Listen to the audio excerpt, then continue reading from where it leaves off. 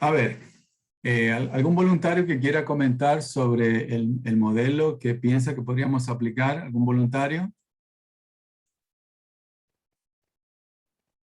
¿Algún voluntario, por favor? ¿Algún voluntario? Señor Santibáñez, ¿qué le parece? ¿Cómo podríamos modelar este problema? Buen día, doctor. En los meetings, a ver, primero pensaría dónde están los apoyos o los No, no, no, cojines. no. Primero vamos en paso por paso. ¿Cómo lo podríamos imaginar a este sistema?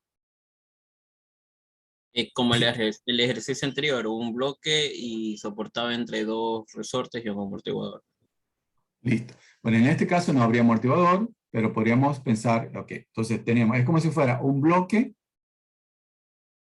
y podríamos ponerle, bueno, dos resortes aquí y cada uno tendría una rigidez K medios que todavía no sabemos cuánto es. Ya está. ¿Qué más? ¿Qué otra cosa pondríamos sobre este sistema?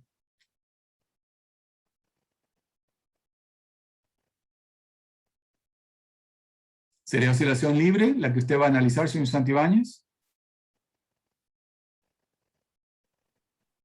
Oscilación libre.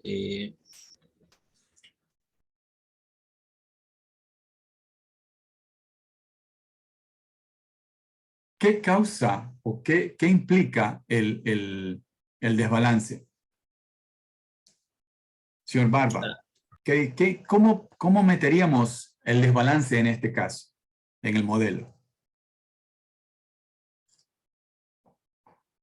Señor Barba, ¿me escucha? Ah, sí. Buenos días, doctor. ¿Cómo está? Sería ¿Cómo con- representa el desbalance en nuestro modelo?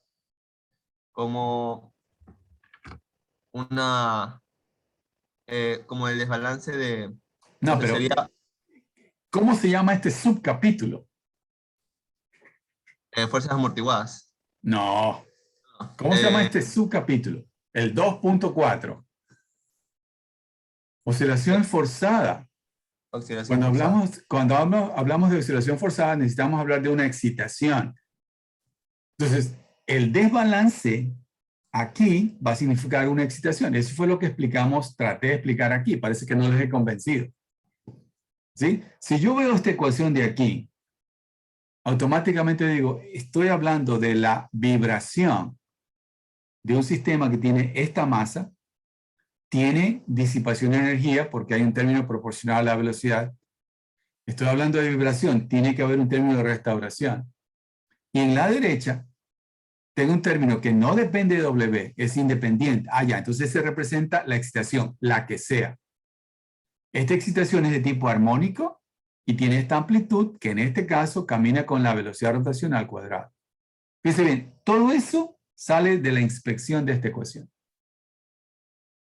Entonces acá, lo que estamos diciendo es que aquí el desbalance, que lo acabamos de estudiar, entonces tengo que representarlo como una fuerza que depende del tiempo. Entonces este de aquí es el desbalance. De puro fregado, señor Barba, de puro fregado, ¿cuál sería la ecuación de movimiento de este cuerpo? De aquí.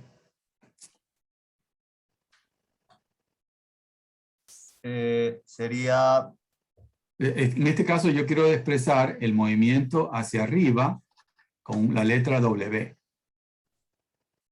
¿Cuál sería la ecuación de movimiento? sería K medios. ¿Cuál es el primer término que aparece? MW'.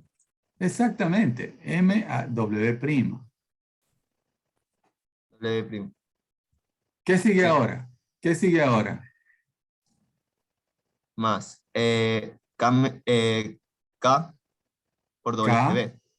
exactamente. Esta sería la combinación de los dos. Sí. Y si unity hidrobo, en el lado derecho, ¿qué tendríamos? Ya, fuerza. Deberíamos tener lo de la fuerza de desbalance. Ya, pero en términos de las letras que tengo acá, Ya, sería M por E por omega cuadrado y por y simplemente M a la I omega E a la T. I omega T. Ya está. Ya está. Entonces, esa es la ecuación que representa este modelo. Fíjense bien, es en forma simplificada. Al final del semestre, el último capítulo, vamos a estudiar la vibración de vigas como sistemas en forma continua, que se llama. Ya van a ver eso. Entonces, ahí vamos a trabajar con ecuaciones diferenciales parciales, porque hay dependencia de X y del tiempo. Pero por ahora es simplificado. Vamos a los detalles ahora. Iba a preguntar a la señorita Reyes. Señor Ruiz, ¿me escucha? Sí, doctor, buen día. ¿Cómo calcularíamos el K? El K, ¿Cómo calcularíamos el K?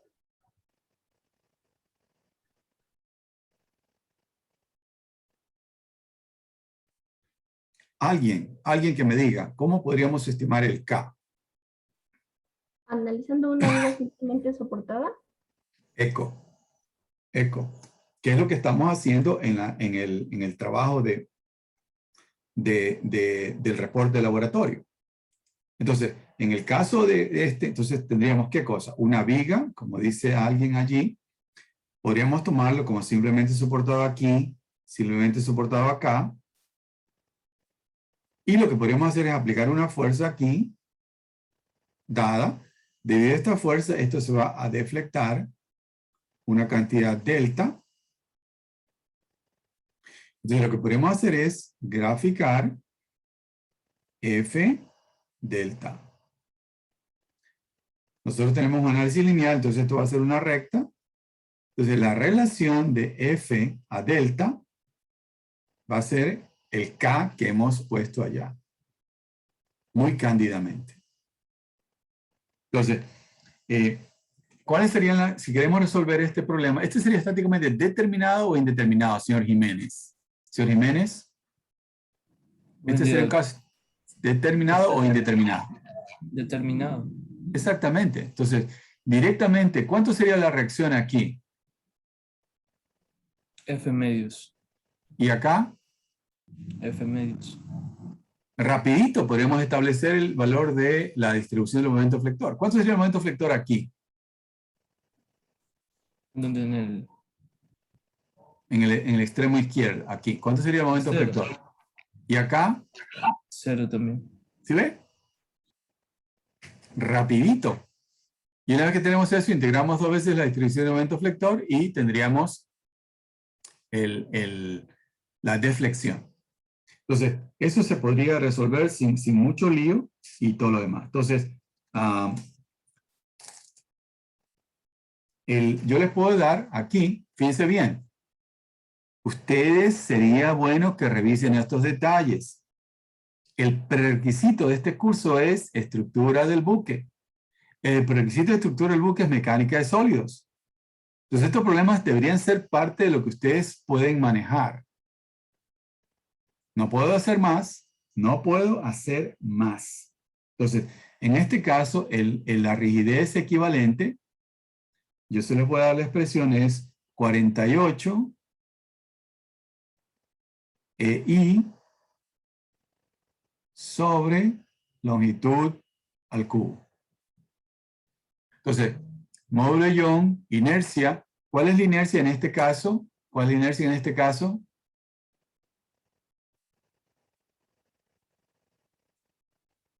La inercia, De un tubo, ¿verdad? sí. Sería pi sobre 64 R a la cuarta. Señor No, Zambranos, ¿hizo eso correcto? Diámetro. Diámetro. Pi por diámetro al cuarto sobre 64, ya está. Es un tubo, digamos, es un eje sólido. Módulo de Young del acero y longitud, pues ni hablar, me está dando como dato la distancia de aquí a acá. Ya está. La masa, La masa, lo mejor sería hacer un esquema similar al que vimos en clase. Entonces, tomar para la masa equivalente,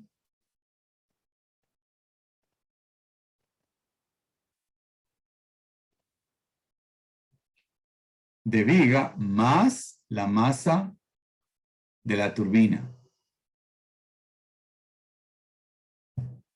Entonces, si tenemos el eje así, original, entonces lo que podríamos hacer es, pensemos, si aplicamos el peso del eje, entonces esto se va a deflectar.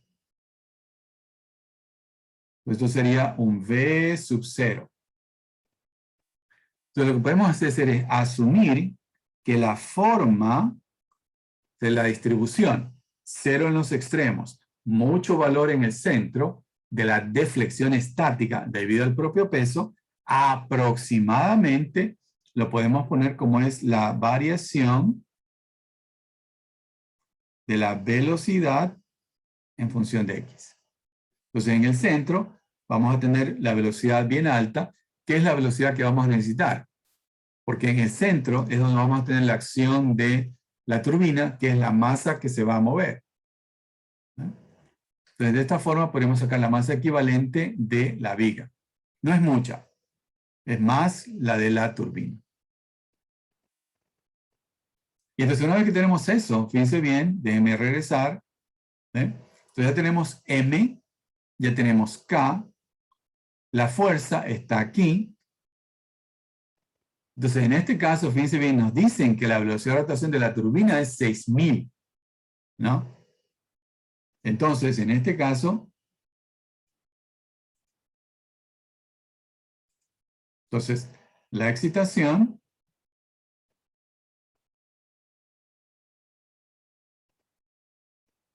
sería el desbalance de la turbina a una velocidad de rotación de 6000 RPM. Entonces, el omega, estos son radianes por segundo, para convertir las fuerzas y las masas y todo lo demás. Entonces, lo vamos a hacer como N. Recuerden, N son revoluciones por minuto. Entonces, habría que multiplicarlo por 2pi, que tiene cada revolución, y habría que convertir los minutos a los segundos. Entonces, cancelamos, y N por 2pi sobre 60 se convierte en radianes por segundo. Y ahí tiene su omega. Entonces, insisto, ¿no? Si usted pone un sensor y el sensor le muestra que hay mucha vibración a 6000 ciclos por minuto, eso significa que esta es la causa de la vibración. Entonces, una vez que tenemos eso, igual que hicimos antes, podríamos calcular la amplitud de la respuesta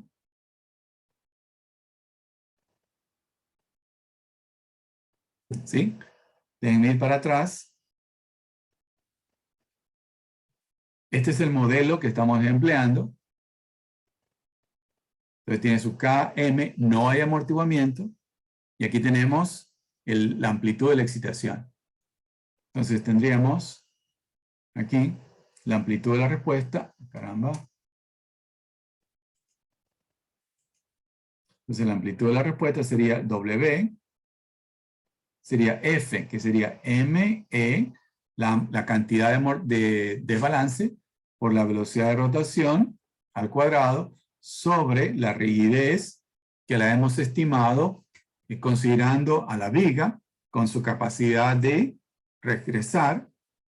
Y en el denominador, igual que en el caso anterior, no tenemos amortiguamiento. Entonces hay que recordar que al cancelar el radical, la raíz cuadrada con el cuadrado, hay que tomar la parte positiva, porque estamos calculando la amplitud, y la amplitud es siempre positiva. Entonces, eso lo recordamos, poniendo como la raíz cuadrada de 1 menos omega sobre omega sub 0 al cuadrado. Fíjense ustedes, ¿no? Que en este caso, el omega incide sobre la amplitud de la excitación. Entonces, vamos a tener una zona de resonancia cuando el denominador, ¿sí?, sea 0. En este caso no hay amortiguamiento, entonces ya sabemos. Si tenemos resonancia sin amortiguamiento, eso explota. Y entonces simplemente vamos a tener algo como esto, sí, ya sabemos.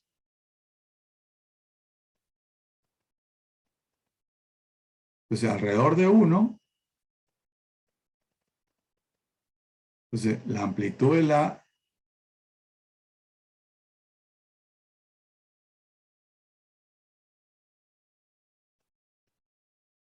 Ahora, fíjense bien, hacia la derecha, este cociente en el denominador se hace pequeño, pero también el numerador crece. Entonces, lo que quiero decir es que en este caso, a diferencia del caso en el que teníamos la excitación actuando sobre el bloque, en este caso, la vibración muere un poco más lentamente. Un poco más lentamente. Ok. Comentarios, preguntas. Doctor, una pregunta. En caso de que no tengo la masa, o sea, si no tengo un desbalance, ahí la amplitud de la fuerza solo sería masa por gravedad. No.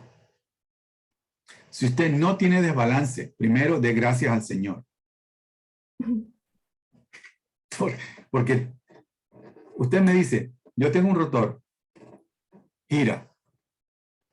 Para que usted no tenga desbalance, el centro de rotación y el centro de gravedad tienen que coincidir. Yo le pregunto, ¿sabe usted el centro de gravedad de un disco? No. Si usted asume que la masa está distribuida uniformemente, sí, está en el centro geométrico. Pero nunca, nunca la masa es uniforme. Entonces usted lo construye de la mejor forma. Pero no puede estar seguro de que la densidad del pedazo de acá y la densidad del pedazo de acá son iguales. Entonces, nunca podemos tener un rotor sin amortiguamiento, sin desbalance. Siempre vamos a tener. Entonces, lo que se sugiere simplemente es, veamos la norma. Entonces, por ejemplo, la norma para, qué sé yo, la ISO, o la que sea, para propulsores marinos. Entonces, esa norma me dice, el máximo desbalance que este propulsor le da por rango, en tal rango, en tal rango, en tal rango. En este rango es tanto, gramos, centímetros. Entonces, lo mejor que podemos hacer es coger ese valor, el máximo, y tomarlo en nuestros cálculos. Se supone que si usted tiene más desbalance que ese, entonces usted debería, el armador debería preocuparse de coger la hélice, sacarla y llevarla a balancear. Pero considerar que no hay desbalance en un rotor o sea, no es realista. ¿Gutenberg? Sí, doctor, muchas gracias. Ok. ¿Alguien más? ¿Alguna otra Doctor, inquietud, por favor? Yo ¿Alguna tengo otra? una inquietud, disculpe. Sí, por favor. Al momento de asumir ese tipo de esquema, como usted dijo, no va a haber un poco de distanciamiento entre los resultados, digamos, aplicándole lo que usted dijo, la inercia de un disco y todo eso. En tal caso de que la dé, no sé. O sea, ¿cuál es la gran simplificación aquí? ¿Qué pasó? Aquí está. Aquí hay dos simplificaciones tremendas. Estamos tomando esto como un resorte, ¿no? Que yo no pienso que está tan mal. Aquí es posible que haya un poquito más de problema. Pero si la masa de la turbina es bastante más grande que la de la viga, pienso que esta simplificación para estimar la masa equivalente no va a ser tan importante. Ahora, siempre le quedaría la opción de manejar esto como lo que es. Esto es una viga. Esto de aquí es una viga. No es un resorte, es una viga. Entonces, ¿Podremos manejar esto? Sí, sí lo podemos hacer. En el capítulo último podemos manejar este problema. Pero la ecuación que hay que resolver, esta es una ecuación diferencial ordinaria. Entonces, en el caso de una viga, ¿qué es lo que vamos a decir? Cada pedacito de esta viga está vibrando verticalmente. Y el momento flector que se desarrolla en este pedacito cambia a lo largo del eje. Entonces, esas propiedades, como cambian espacialmente, hay que considerar su variación. Entonces, la variación en X es importante, pero la variación en tiempo también. Entonces, tenemos dos variables independientes. Entonces, vamos a resolver eso. Entonces, la idea sería, por ejemplo, calcular este mismo problema utilizando diferencias finitas, por ejemplo, para resolver el problema de vibración de la viga. Y podemos comparar. Igual, por ejemplo, al final, ustedes pueden resolver el problema que están analizando para el reporte. Entonces, en estos momentos ustedes tienen una barra, una viga, sí. Y ese es el movimiento que están analizando. ¿Sí?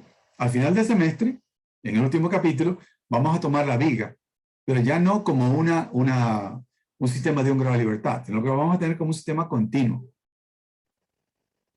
Y entonces vamos a resolver ese problema y lo podrían comparar. Entonces ustedes van a ser capaces de concluir. Pero como primera aproximación, es muy bueno. Fíjense bien, ¿qué tiempo nos tomaría resolver este lío? 1 hora. Si tomamos eso como una viga, nos tomaría mucho más tiempo. Entonces, la idea sería siempre es tomar un modelo sencillo, resolverlo. Y si es que en este momento me doy cuenta de que es posible, por ejemplo, una situación resonante, entonces en este momento digo, chúzole, hay la posibilidad, entonces vale la pena hacer un análisis más sofisticado, que me va a tocar, obviamente, dedicar más tiempo. Pero en principio, estos modelos sencillos pueden servir muy bien. Señor Wacom, yo no sé si contesté su inquietud. Sí, doctor, muchas gracias. Bueno, para terminar esto, rapidito, es clásico comentar, ¿no?, el desbalance que se llama estático versus dinámico. Entonces, la idea es, supongamos que yo tengo un disco, así, ¿sí? El espesor del disco muy pequeñito. Y supongamos que tengo otro rotor, definitivamente más largo que el anterior. Los dos rotan. ¿Qué es lo que va a pasar? De que aquí, la dimensión, esta dimensión, es muy importante. Entonces, como quien dice, aquí yo podría identificar, como que dice, varios discos. Y entonces, si yo tengo que el espesor aquí, imagínense usted el espesor aquí. Básicamente, el desbalance lo puedo considerar como si estuviera en un solo plano. ¿Sí? Entonces, el desbalance en un solo plano. En cambio acá, como esta dimensión es tan grande, el desbalance en un solo plano no tiene sentido. Entonces aquí el desbalance se manifiesta en muchos planos. Y usted dice, bueno, ¿y qué tiene que ver eso conmigo? Bueno, pues fíjense, ¿qué pasaría si en este caso yo tuviera en esta parte de acá un desbalance por aquí y en esta parte de acá un desbalance por acá? ¿Sí? Fíjense bien, yo aquí lo puedo asentar sobre un borde agudo. ¿Y qué es lo que va a pasar? De que este desbalance va a hacer que esta cosa rote estáticamente y el punto de desbalance me lo ponga acá abajo. Y yo puedo saber, ok, esta cosa siempre tiende a tener este punto hacia abajo. Entonces yo puedo decir, ajá, aquí está el desbalance. Entonces, ¿qué es lo que puedo hacer? Diametralmente aparte, yo le puedo colocar un pesito para tratar de compensar ese desbalance. Pero en cambio acá, si yo tuviera esta situación, entonces este desbalance de aquí y el desbalance de acá, entre los dos se cancelan. Entonces yo pongo el rotor relativamente largo allí y el rotor no rota estáticamente. Entonces, ¿qué podría decir yo? Está balanceado. No, lo que está pasando es que el desbalance en uno y otro plano se controlan entre sí. Pero ¿qué pasaría, creen ustedes, si yo a esto lo hago rotar? Entonces, pongamos en la última transparencia. ¿No? Lo hago rotar. Entonces, ¿qué es lo que va a pasar? De que en este caso, lo voy a poner de perfil.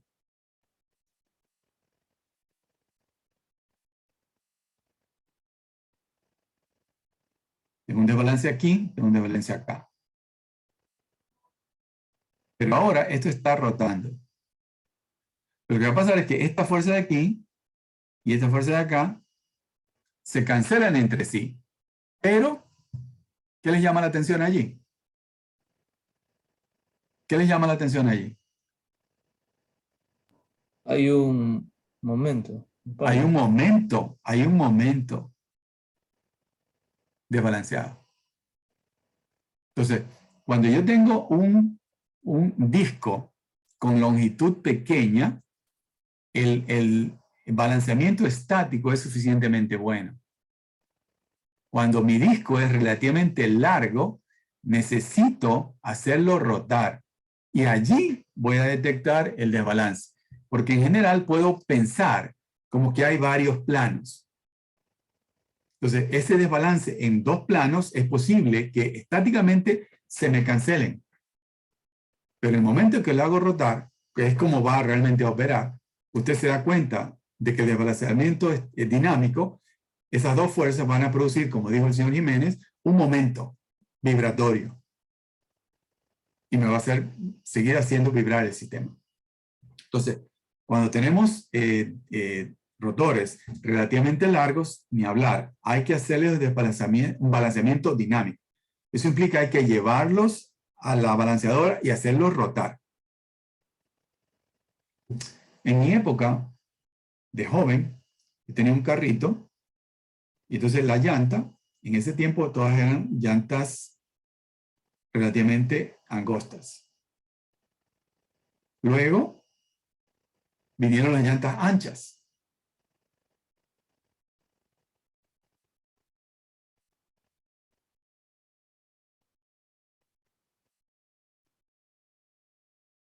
Y ustedes ahora llevan a las llantas a la balanceadora y ustedes van a ver que ellos le balancean por el lado interior y por el lado exterior del aro. ¿Por qué? Porque el tamaño da para pensar de que hay dos planos, al menos dos planos, y que tengo que preocuparme de ese desbalance que me puede causar ese momento. Entonces, actualmente, esto estoy tratando de graficar una llanta con el aro. Es decir, tengo el aro,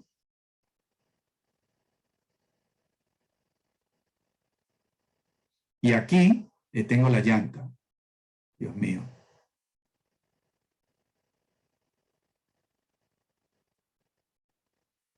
Estoy viéndolo desde acá. Entonces, el aro es esto, y esta parte de acá, y la parte de acá es lo que muestro aquí acá, sería la llanta.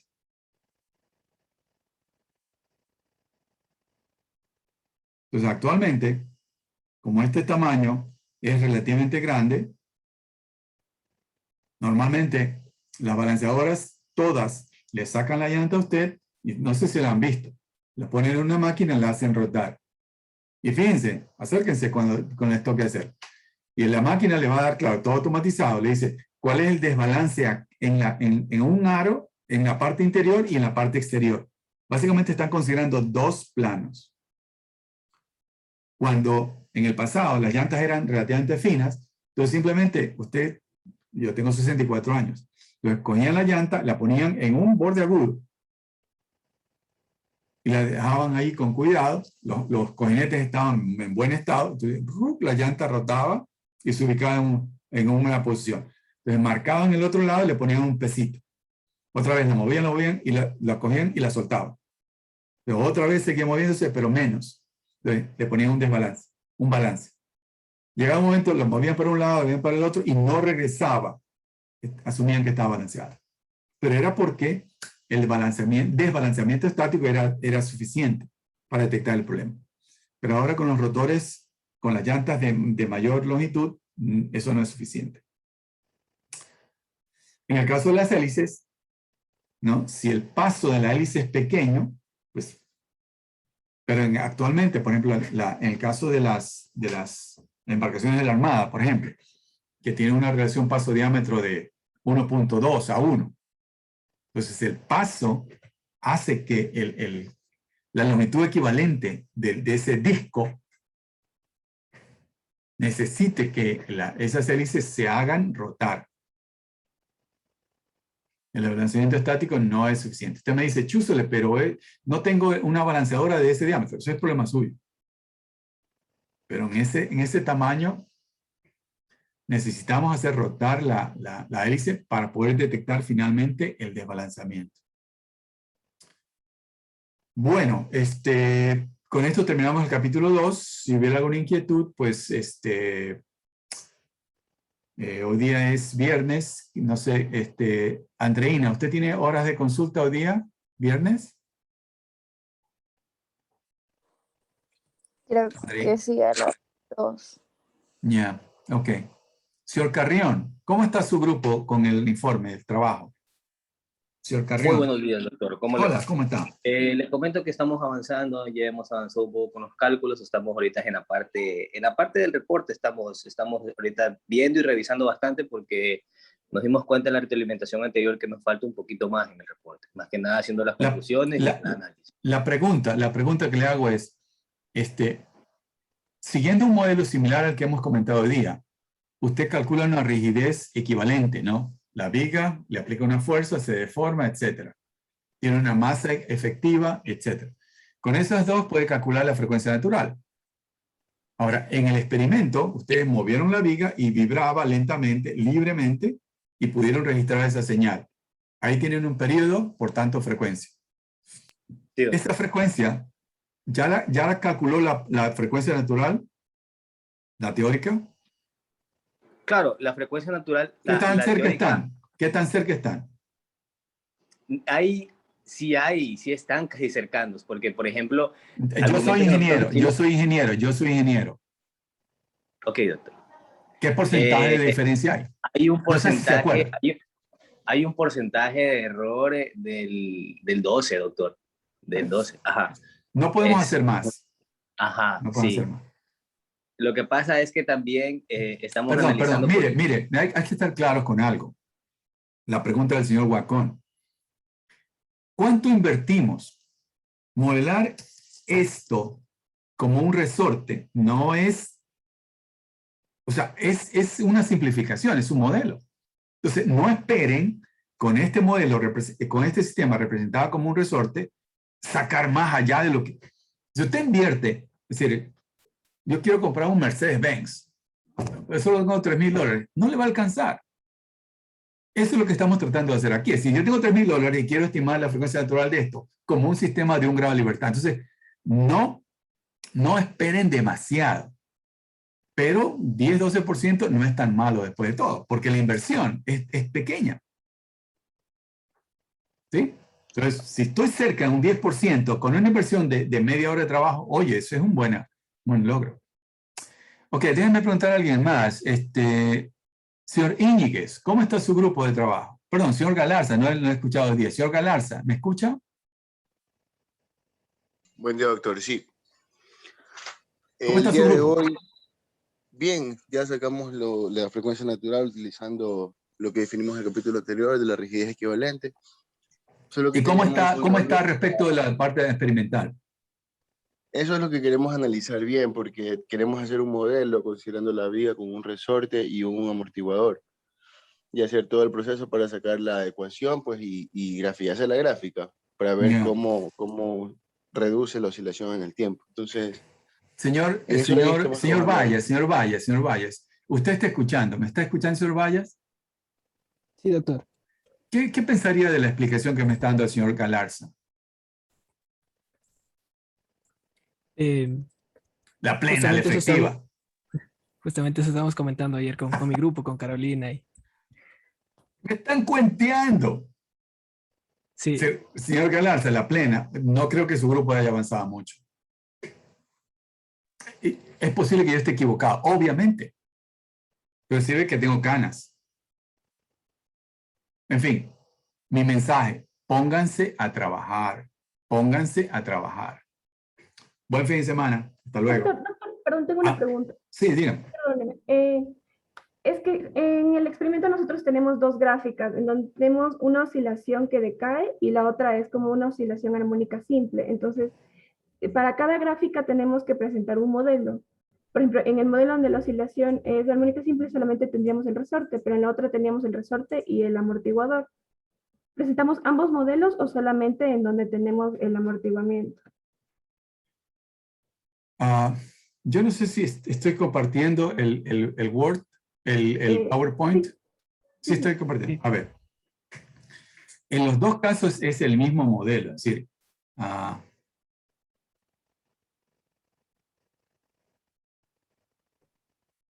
yo tengo esto. Esto se está moviendo y estoy poniendo como referencia este punto.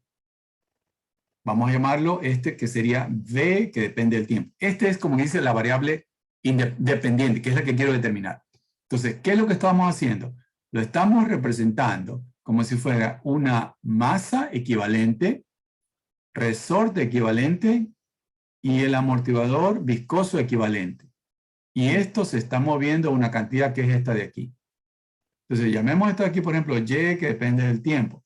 Entonces, esa Y es esta Y de aquí. Y el movimiento de la punta es el movimiento que yo voy a controlar. Allí estoy. Entonces, en la primera parte, no tengo movimiento de la base. Entonces, ¿qué es lo que tengo yo? Una oscilación así. De aquí, ¿qué puedo sacar? Puedo sacar el Si y a partir del Si puedo sacar la frecuencia natural. Luego tenemos, la otra parte es, esto es tiempo. Tengo tiempo. Entonces aquí tengo la deformación unitaria. Vamos a decir que es la deformación unitaria micro, pero es primo hermano de lo que sucede en el extremo. Entonces vamos a pensar que esto es proporcional a lo que pasa en el extremo. Entonces, ¿qué es lo que tengo yo? Yo tengo aquí una cosa así, luego tengo un espacio, luego tengo crece, luego tengo un espacio, luego crece, etc. Entonces, esto de acá es oscilación forzada. Entonces, yo tengo aquí un F1, un F2, un F3. Y yo tengo aquí un V1, V2, esto es mayúscula, y un V3. Entonces, con estas de aquí, yo puedo graficar frecuencia de excitación, amplitud de respuesta. Con esto de acá, yo voy a determinar las características de amortiguamiento y oscilación libre. Gusenberg. Sí, doctor, muchas gracias. Sí, o sea, sí Ok. lo había repetido, pero como que por más de que lo repetí en la cabeza, no lo he tenido tan claro. No, tranquila. Sí, yo, si puedo ayudar en algo, con mucho gusto. Ok, ¿alguna inquietud más? Por favor, pónganse a trabajar. Si hay inquietudes, ahí están los ayudantes. Si puedo ayudar yo en algo, aquí estoy. Pero pónganse a trabajar. Bueno, si no hay más, pues ni hablar. Me disculpo porque me alargué un poquito por estas inquietudes. Ok, buenos días. Gracias, doctor Juan.